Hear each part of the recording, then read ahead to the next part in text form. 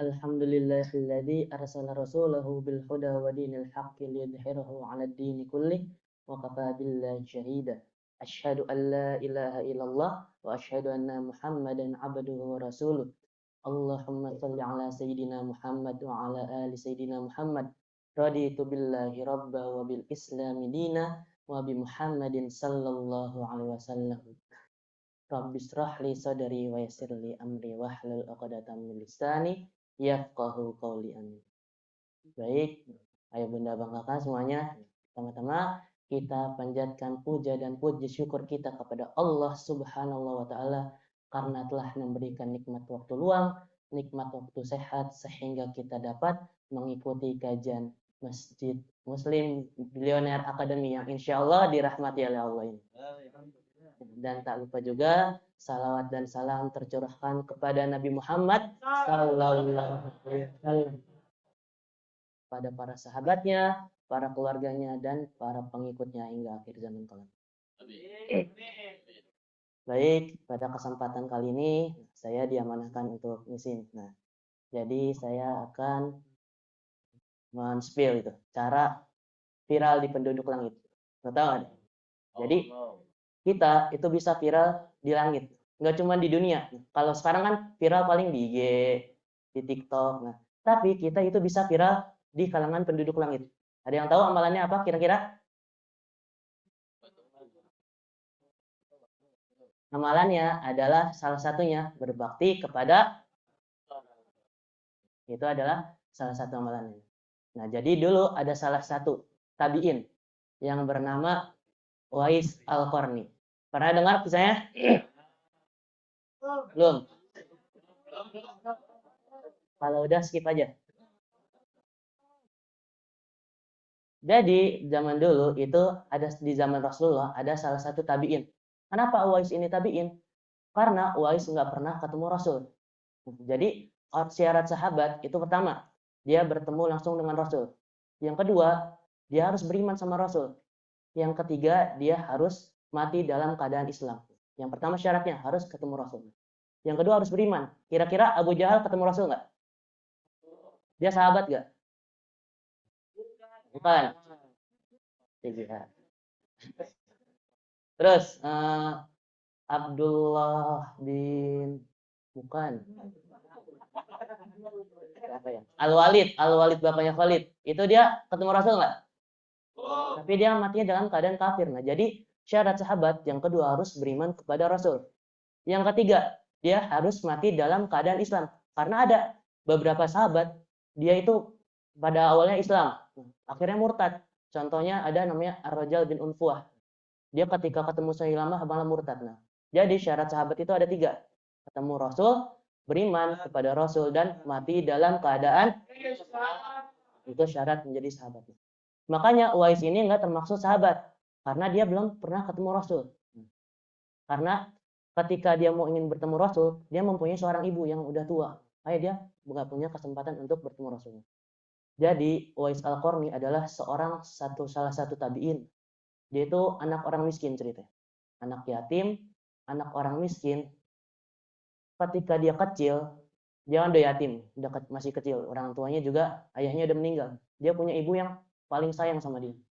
Ketika kecil dia kena penyakit kusta. Ada yang tahu penyakit kusta kayak gimana? Jadi penyakit kulit. Kadang penyakit kusta itu bisa grogotin badan kita sampai putus tangannya, jarinya. Nah, itu penyakit kusta. Nah, Uwais Al-Qarni pas kecil kena penyakit kusta. Akhirnya dirawat sama sang ibu dengan sepenuh hati, dirawat. Nah, akhirnya Uwais Al-Qarni ini sayang sama ibunya. Ketika ibunya udah tua, Uwais Al-Qarni ini pengen ketemu sama Rasulullah. Akan tetapi kondisinya nggak memungkinkan. Karena dari Yaman, kan Uwais Al-Qarni itu tinggalnya di Yaman ceritanya. Dari Yaman ke Madinah itu kurang lebih, kalau naik onta, itu 1 bulan perjalanan. Kalau jalan kaki itu berarti 3 bulan kurang lebih. Jadi nggak mungkin ninggalin ibunya 3 bulan. Itu 1 bulan ke Madinah. Belum bolak-balik, berarti 2 bulan kurang lebihnya perjalanannya. Jadi Uwais Al-Qarni itu bisa aja jadi sahabat, tapi karena dia lebih mementingkan ibunya, akhirnya dia nggak bisa jadi sahabat. Akhirnya dia termasuk tabi'in.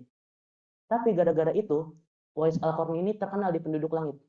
Jadi para malaikat itu kenal semua sama Uwais Al-Qarni. Gini, kita itu bisa terkenal di penduduk langit. Ibaratkan kita lihat bintang. Kita pernah lihat bintang? Kan ada banyak tuh cahaya-cahayanya di langit. Sama penduduk langit kalau lihat bumi itu kayak kita lihat bintang. Jadi lihat bumi tuh ada cahaya-cahayanya. Cahaya-cahaya itu siapa? Orang-orang yang soleh, orang-orang yang berbakti. Nah, contohnya kayak malaikat sekarang lagi lihat MB. Nah, itu terang banget katanya silau, bikin sakit mata. Nah. Karena orang MB insya Allah orang-orangnya soleh-soleh semua. Makanya salah satunya akhirnya Uwais Al-Qarni ini terkenal di penduduk langit. Terkenal, tapi dia nggak ada yang kenal.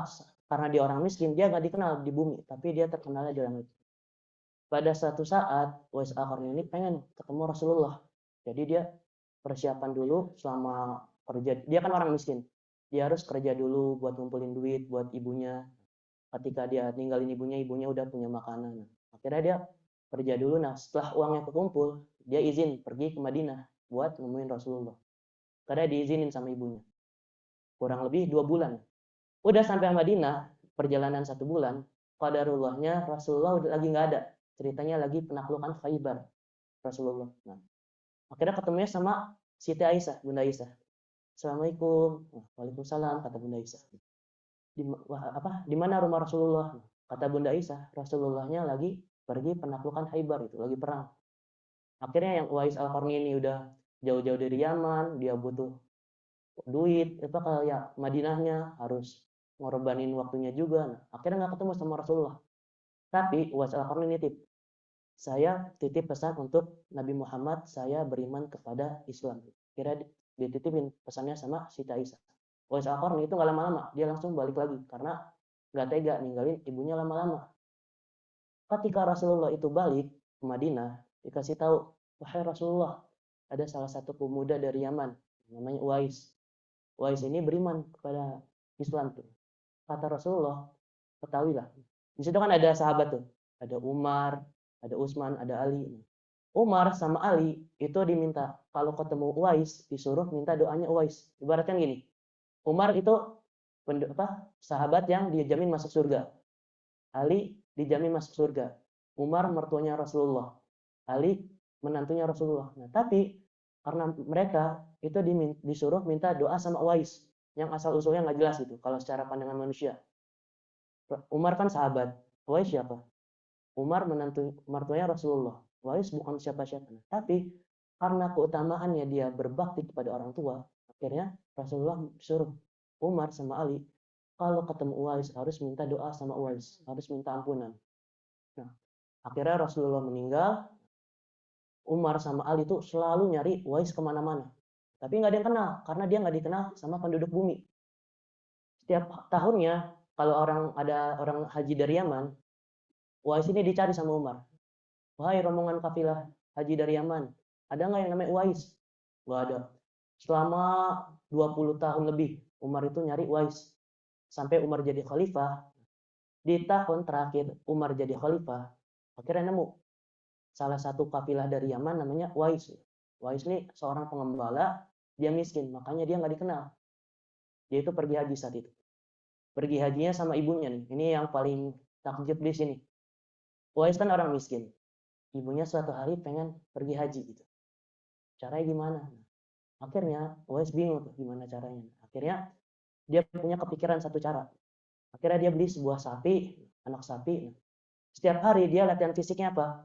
Dia punya kandang anak sapinya itu di atas bukit. Jadi dia ngambilin gendong anak sapinya ke atas bukit setiap hari. Naik turun, naik turun. Dikira orang-orang sekitarnya, wah orang gila ini. Karena nggak jelas gitu. Dia gendong anak sapi ke atas bukit, gabut banget kan kalau secara pikiran manusia. Tapi ternyata dia lagi latihan fisik. Karena dia lagi latihan fisik buat gendong ibunya ke Mekah. Akhirnya dia latihan fisik selama 6 bulan, akhirnya dia gendong ibunya sampai Mekah. Meskipun dia gendong ibunya sampai Mekah, tapi itu pahalanya itu cuman gak sampai bisa membalas sepenuhnya pahala kasih sayangnya ibu. Jadi Uwais pernah nanya itu, pahalanya kira-kira udah sanggup belum balas kebaikan ibu? Kata Umar, pahalanya itu cuman bisa balas ketika ibunya itu mengalami rasa sakit ketika melahirkan dia. Jadi gak bakal cukup apapun yang kita lakukan di dunia untuk membalas kebaikan ibu. Akhirnya Umar sama Ali minta doa sama Wais. Wahai Wais, mohonkanlah ampun untuk kami. Gitu. Akhirnya Wais bingung gitu.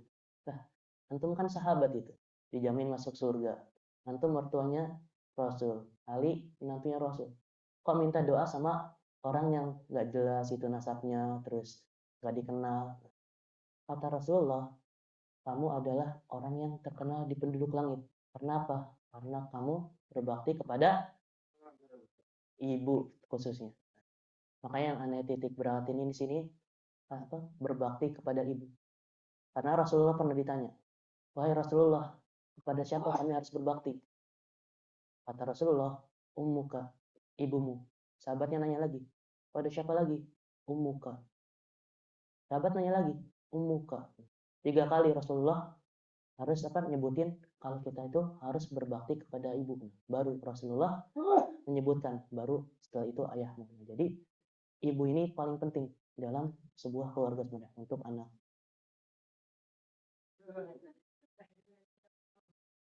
Karena gini, ibu kita itu sebenarnya bukan siapa-siapa. Kalau ibu kita itu gak ngedidik kita.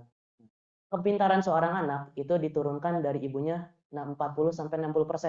Jadi seorang anak misalkan kalau pintar, nah itu karena ibunya itu pintar gitu. Makanya yang akhwatnya harus pintar nih, biar anaknya juga pintar nantinya. Nah, jadi gitu genetiknya. Seorang ibu menurunkan kepintaran, seorang ayah biasanya menurunkan sifat. Jadi makanya kalau kita pintar, sejatinya itu bukan kita yang pintar, tapi kepintaran ibu karena menurunkan 40-60% gitu. Itu banyak masuknya. Makanya nggak boleh sombong itu. Ketika kita udah tahu, ibu kita belum tahu, ditanya, ini gimana nih cara pakai HP nih, ngeklik Zoom? Kita jawabnya, masa nggak tahu gitu aja. Padahal kita yang ngajarin ngomong siapa? Ibu kita. Yang ngajarin makan siapa? Yang ngajarin apa lagi? Nulis siapa? Ibu kita. Makanya kita nggak boleh sombong ketika kita punya ilmu tapi ibu kita belum tahu. Itu salah satu yang paling nggak disukain Rasulullah. Jadi kesimpulannya, kita itu bisa terkenal di penduduk. Caranya dengan berbakti kepada ibu. Nah, dulu ada salah satu cerita juga. Ada pernah dengar gak kisah pedagang susu sama Umar?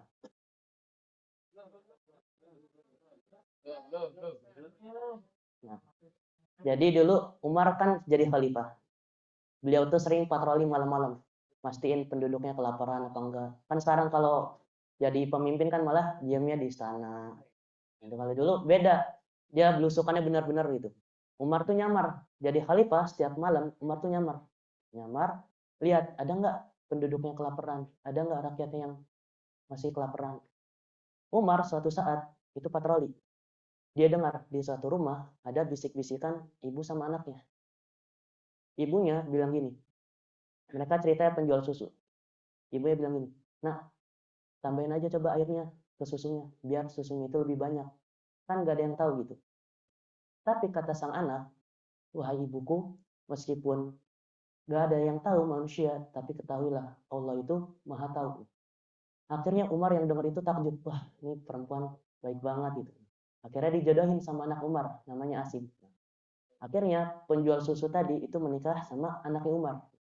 Dari keturunan penjual susu tadi sama anaknya Umar, melahirkan Umar bin Abdul Aziz. Kenal Umar bin Abdul Aziz?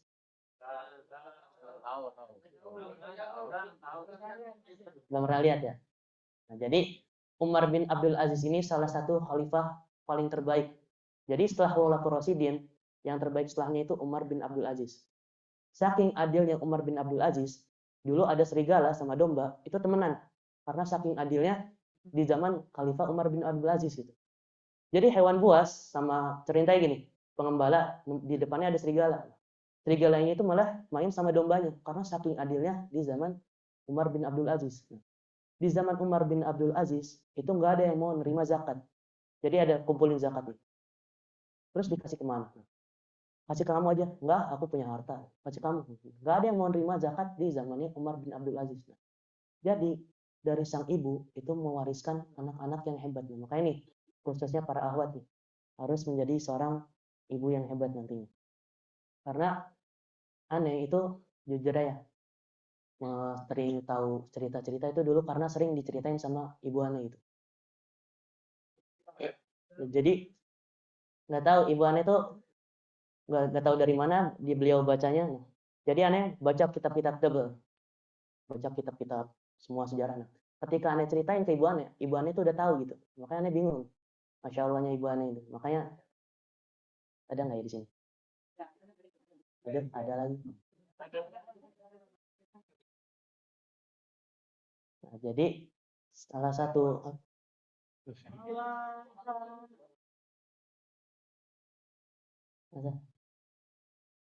kenapa mah?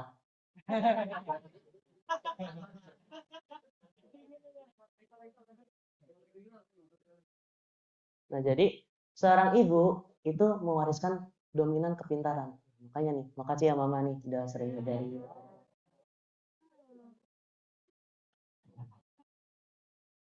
Nah, berikut adalah salah satu keutamaan berbakti kepada orang tua, khususnya ibu. Dijelaskan di surat Al-Ahqaf ayat 15. Ada yang tahu bunyinya? Wa wassaynal insana biwalidayhi ihsana hamalathu ummuhu kurhan wa wada'athu kurha wa hamluhu wa fisaluhu 30 syahra hatta idza balagha ashuddahu wa balagha 40 sanah qala rabbi awzi'ni an ashkura ni'mataka allati an'amta 'alayya wa 'ala walidayya wa an a'mala salihan tardahu wa aslih li fi dzurriyyati inni tubtu ilaika wa inni minal mu'minin. Nah, muslimin. Tipe-tipe. Nah, jadi di situ katanya apa? Wa wasainal. Biasanya kalau Rasul ayat itu memerintahkan, biasanya kutiba, diwajibkan. Diwajibkan sama diwasiatkan itu beda konteksnya. Jadi gini, kalau kita disuruh sholat sama ibu kita, biasanya ada yang gini, ntar aja lah, masih lama juga azannya, ntar aja masih lama waktu asarnya. Nah tapi kalau ibu kita gini contohnya, nah udah mau meninggal nih, ibu wasiatin, kira-kira kita ngejalanin nggak? Karena itu udah permintaan terakhir gitu, namanya wasiat. Nah, makanya di sini bahasanya kami wasiatkan harusnya nih, bukan perintah. Kami wasiatkan karena kata wasiat itu lebih kena maknanya. Karena kalau diperintahkan biasanya orang ada yang masih malas-malasan. Tapi kalau orang tuanya udah mau meninggal, nah orang tua yang berwasiat baru dikerjain sama anaknya. Makanya disebutnya wawasainal, diwasiatkan kepada kamu. Jadi ini penting nih ayatnya.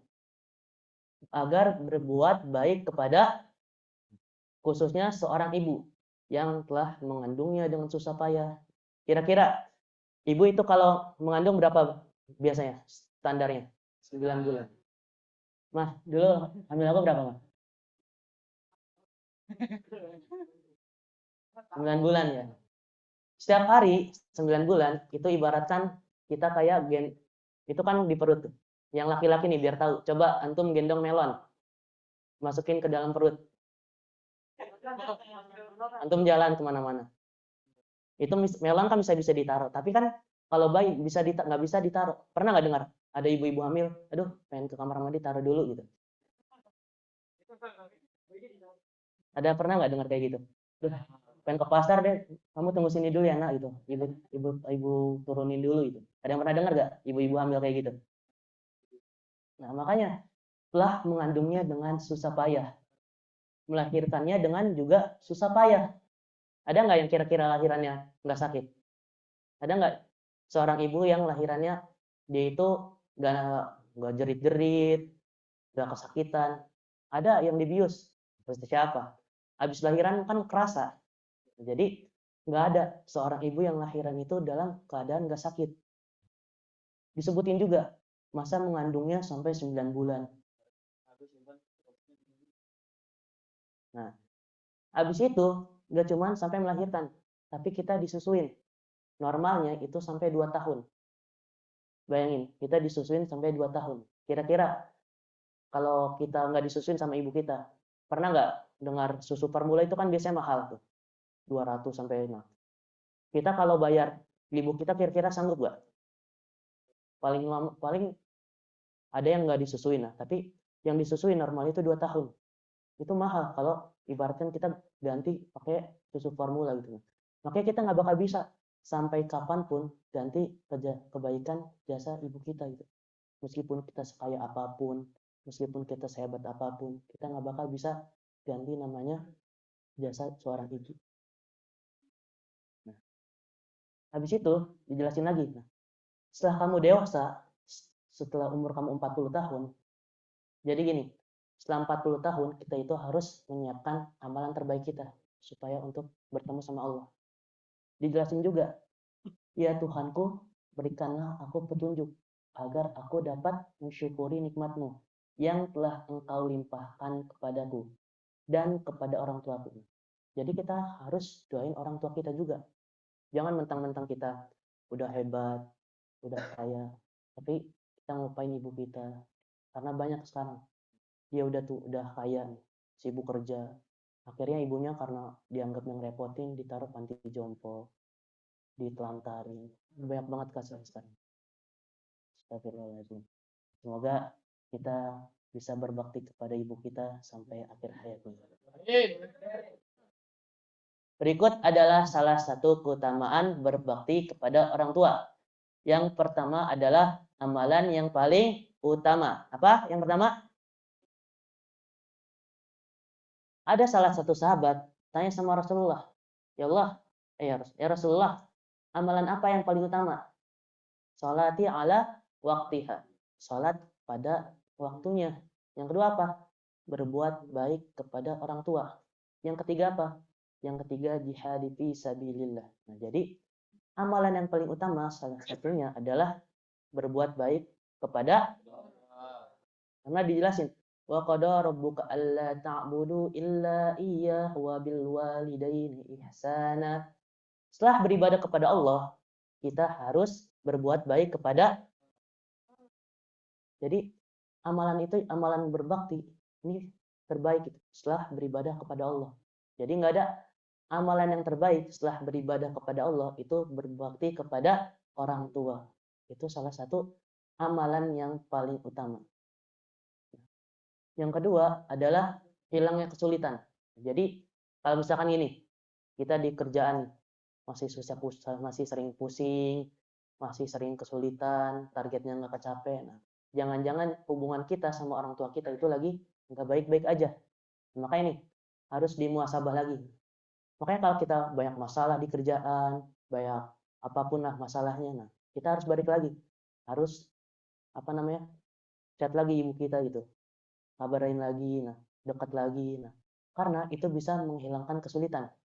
Dulu ada 3 orang yang terjebak di gua. Orang ini terjebak, akhirnya mereka bertawasul. Tawasul apa? Ya Allah, aku dulu pernah berbakti kepada orang tuaku, maka bukakanlah pintu gua ini. Akhirnya pintu guanya itu kebuka. Nah, jadi berbakti kepada orang tua itu bisa menghilangkan kesulitan. Makanya nih, yang masih pusing ziadahnya, yang masih nggak tercapai target-target kerjaannya, nah itu bisa muhasabah lagi. Kita baik ya hubungannya sama orang tua. Yang ketiga, ridha Allah, ridhanya orang tua. Ketika kita melakukan sesuatu, tapi kita gak diridhoin sama orang tua kita, apa nantinya?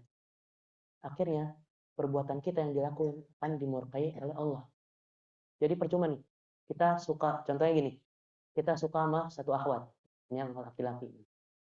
Nah, tapi ternyata orang tua kita nggak ridoin gitu, ngomong setuju gitu sama dia, ya mah. Itu dulu.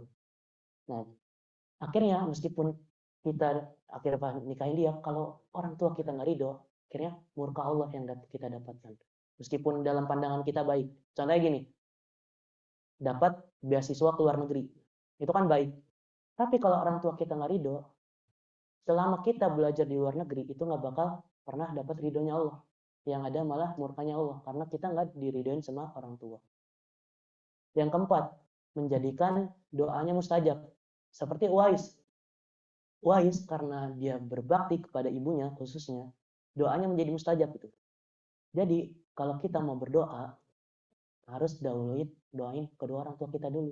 Karena salah satu doa yang mustajab itu adalah doa kepada orang tua. Sama juga halnya dengan doa sang ibu kepada sang anak. Jadi itu salah satu doa yang paling cepat terijabahnya. Dulu ada Imam Bukhari. Kenal Imam Bukhari? Imam apa itu? Imam Adil.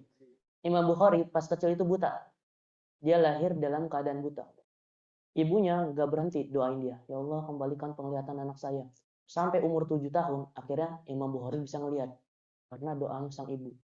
Jadi doanya sang ibu nih salah satu doa yang paling mustajab gitu. Makanya kita harus banyak-banyak minta doa sama orang tua kita, sama ibu kita.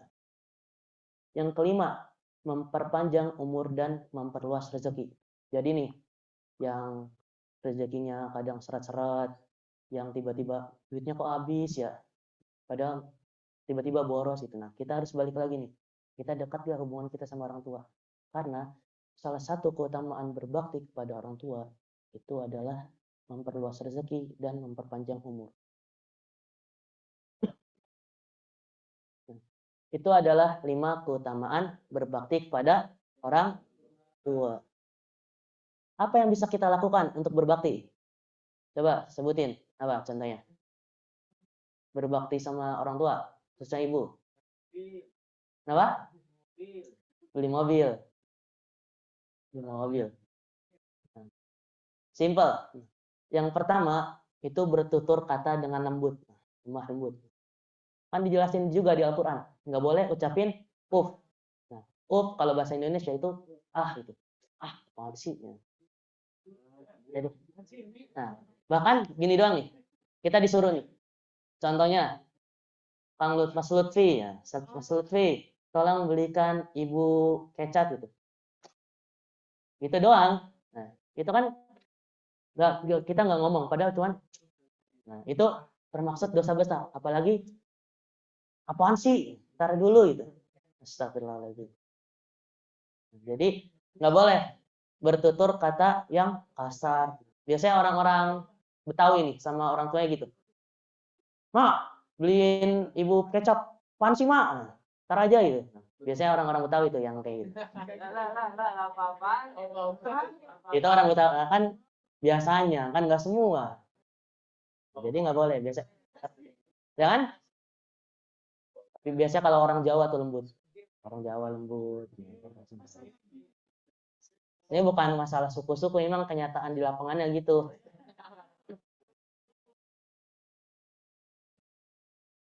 Nah, yang kedua adalah menghormati dan mendengarkan pendapat mereka. Kalau kita mau mutusin sesuatu nih, contohnya milih akhwat, contohnya kalau Ikhwan. Wah, harus minta setujuan dulu sama ibu kita gitu. Astagfirullah, belum mah. Belum mah, mau bohong mah dia. Nah, jadi yang pertama, yang kedua, kita harus mendengarkan pendapat orang tua kita dulu dalam memutuskan hal apapun. Contohnya, kita mau beli HP, meskipun ibu kita nggak tahu HP apa, gitu.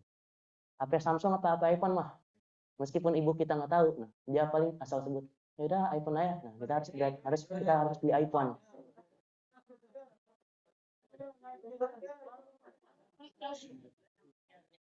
HP aku rusak mah.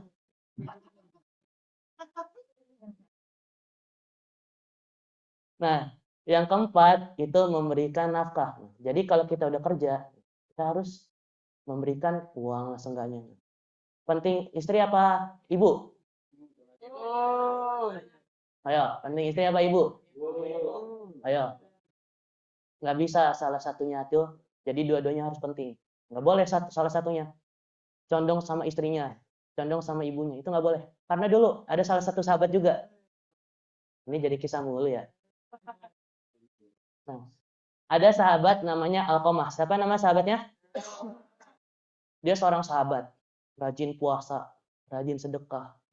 Tapi ketika sakaratul maut, dia susah matinya. Kenapa? Pakai winter. Nah, karena ternyata setelah diselidikin, ini kenapa nih? Alqamah dia matinya susah. Ternyata dia gak dekat sama ibunya. Ibunya itu marah sama Alqamah. Kenapa? Karena dia lebih mentingin istrinya daripada ibunya. Karena ibunya nggak merasa diperhatiin. Akhirnya ibunya murka gitu. Alqamah akhirnya susah matinya. Pas sakaratul maut itu susah banget ucapin kalimat syahadat. Akhirnya Rasulullah ketemu sama ibunya Alqamah. Wah ibu Alqamah, maafin anakmu. Awalnya sang ibu nggak mau maafin itu, sakit hati karena anaknya itu lebih sayang sama istrinya. Akhirnya sama Rasulullah, ya udah kalau ibunya nggak maafin, Alqamah jasadnya kita bakar aja gitu. Akhirnya karena sang ibu juga nggak tega gitu lihat anaknya bisa dibakar itu. Akhirnya sang ibu maafkan anaknya yang gak dekat sama ibunya itu. Akhirnya Alqamah bisa syahadat. Jadi salah satu keutamaannya ialah kita harus salah satu kewajiban kita itu harus memberikan nafkah. Gak cuma kepada istri, tapi kepada ibu. Jadi kalau kita nikah nih yang Ikhwan nih, nggak perlu kita minta izin dulu gitu ke istri kita. Boleh kita minta pendapat gitu. Tapi nggak boleh istri juga ngelarang-larang gitu. Kita pengen ngirim duit ke ibu kita, tapi ngapain sih kirim-kirim? Nah itu kalau gitu tuh nggak boleh. Harus dijauhin cewek-cewek kayak gitu. Yang kelima, kita harus mendoakan mereka. Jadi setiap waktu sholat, setiap kita waktu-waktu mustajab, contohnya hujan, atau diantara waktu azan dan iqamah, nah kita harus mendoa, setidaknya menyelipkan doa untuk mereka. Odot, nah, makanya kan kita odot, kita doain orang tua kita. Karena doainlah mereka, karena mereka juga doain kita gitu. Pas tahajud, pas kapan lagi. Kemarin pas nitip doa doain orang tua kita nggak? Ada yang nitip doa, nggak ada yang pada nitip doa buat orang tua nggak? Nah, yang kalau yang nggak nitipin doa buat orang tua itu kacau itu. Yang keenam itu menjadi anak yang soleh dan soleha. Salah satu 3 amalan yang tidak terputus. Yang pertama apa? Amal jariah dulu. Nah, yang kedua ilmu yang bermanfaat. Yang ketiga adalah doa anak yang soleh dan soleha.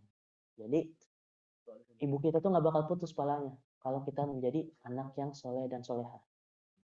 Ada satu kisah dulu si ibunya ini udah meninggal, orang tuanya udah meninggal, orang tuanya itu disiksa di dalam kubur. Akhirnya si orang tuanya ini ternyata nggak disiksa lagi. Nanya gitu ke malaikat, kenapa kok nggak disiksa lagi? Karena anaknya sekarang lagi belajar ngaji, lagi belajar agama. Jadi orang tua itu masuk mimpi sang anaknya gitu.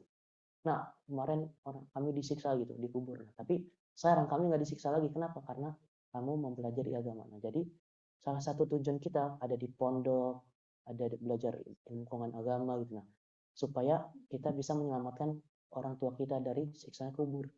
Makanya apa yang orang tuanya udah meninggal. Nah, antum beruntung banget di sini. Secara nggak langsung, antum itu menolong orang tua antum. Mungkin orang tua antum punya dosa apa antum nggak tahu. Nah, ibaratkan antum karena di sini, antum menyelamatkan mereka gitu. Makanya harus baik-baik bersyukur orang yang kita yang tinggal di pondok ini. Karena kita di lingkungan baik gitu. Selama kita belajar agama, selama kita belajar Al-Quran, pahalanya itu bakal ngalir ke kedua orang tua kita. Terus gimana? Orang tua yang udah meninggal, cara berbaktinya gimana? Nah, doain. Nah, kalau mereka punya teman nih, biasanya kan orang tua punya teman, pasti punya teman. Kita datengin mereka, jadi menyambung silaturahmi pada teman-teman orang tua kita gitu, yang udah meninggal. Biasanya kan ketemu, oh anaknya si ini ya. Nah, akhirnya kan mereka ingat lagi sama orang tua kita. Kita harus bersilaturahmi kepada teman-teman orang tua kita. Itu salah satu cara-cara untuk berbakti kepada orang tua. Kita bisa nih viral di langit, FYP-nya di langit kita. Nggak cuman FYP di IG. Nah, kalau Bang Gasi kan FYP-nya di IG doang. Tapi sekarang harus FYP-nya di langit. Umi, kira-kira Bang Gasi ini berbakti nggak, Mi?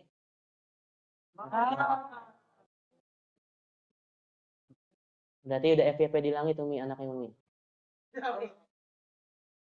Nggak cuman FYP di IG, tapi FYP-nya di langit, Masya Allah. Jumlah malaikat, ada yang tahu jumlah malaikat? Saking banyak itu nggak terhitung. Setiap hari di namanya ada Baitul Ma'mur. Ada 70.000 malaikat yang masuk. 70.000-nya ini sebelumnya belum pernah masuk ke situ. Dan kalau udah masuk ke situ, nggak boleh masuk lagi. Jadi setiap hari ada 70.000 malaikat baru yang masuk.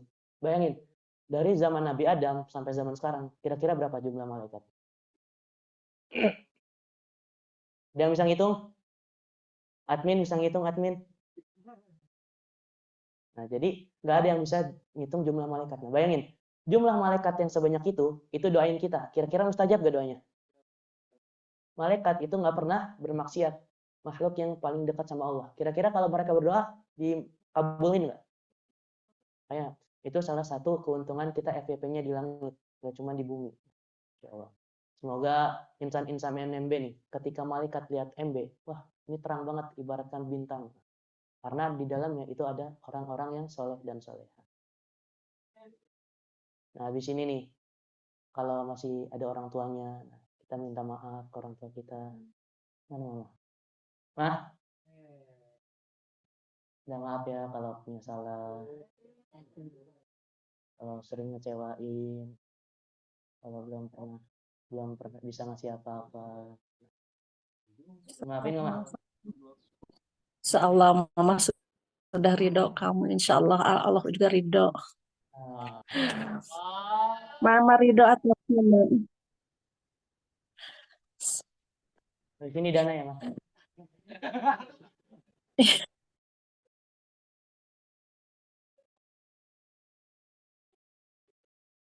Nggak, canda. Nggak, bohong, masih ada duitnya, Pak. Nah, itu adalah salah satu keutamaan kita berbakti kepada orang tua, khususnya ibu. Karena kita nggak bakal pernah bisa ganti kebaikan sang ibu. Jadi gitu. Mungkin sekian saya apa namanya materi yang bisa saya sampaikan. Mohon maaf masih banyak kurangnya, masih banyak salahnya. Ini sebenarnya gemeteran nih dari tadi tangan nih, tremor. Mungkin masih banyak kurangnya. Saya mohon maaf karena kekurangan itu datangnya dari diri saya pribadi dan kelebihan itu datangnya dari Allah Subhanahu wa taala. Mungkin akhirul kalam. Wassalamualaikum warahmatullahi wabarakatuh.